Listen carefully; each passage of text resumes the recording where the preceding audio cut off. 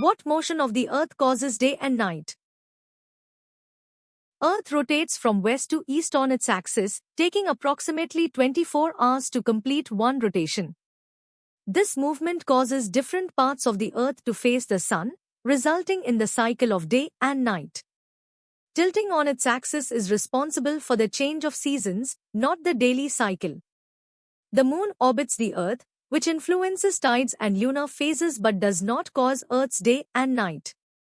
Revolution around the Sun takes 365.25 days and determines the length of a year and seasonal variations.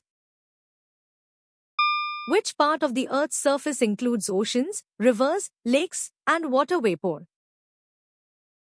The hydrosphere encompasses all water bodies on Earth, including oceans, rivers, lakes, and even atmospheric water vapor.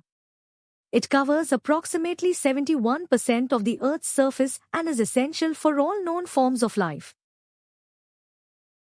The Earth grid is also known by which other name? The network of intersecting lines of latitude and longitude on a map or globe is formally called the geographic grid. This system allows for the precise determination of any absolute location on the Earth's surface using coordinates. What do the processes of erosion and deposition create on the surface of the Earth? The continuous processes of erosion and deposition work together to reshape the Earth's crust into various landforms. These external or exogenic processes are responsible for features like valleys, deltas, and plains. Which layer of the Earth is located between the crust and the core? The mantle is the layer of the Earth that lies between the crust and the outer core, extending to a depth of nearly 2,900 kilometers. It is composed of silicate rocks and is divided into the upper and lower mantle, playing a key role in plate tectonics. Which layer of Earth includes the crust and the uppermost part of the mantle?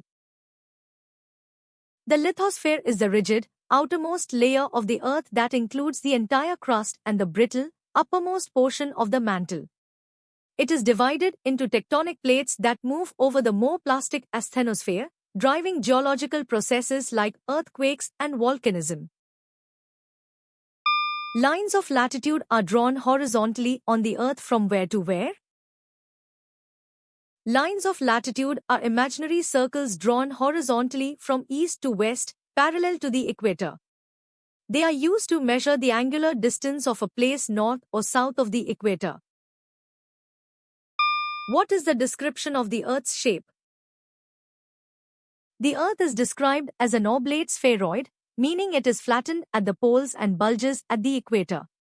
This shape is caused by the centrifugal force generated by the Earth's rotation on its axis.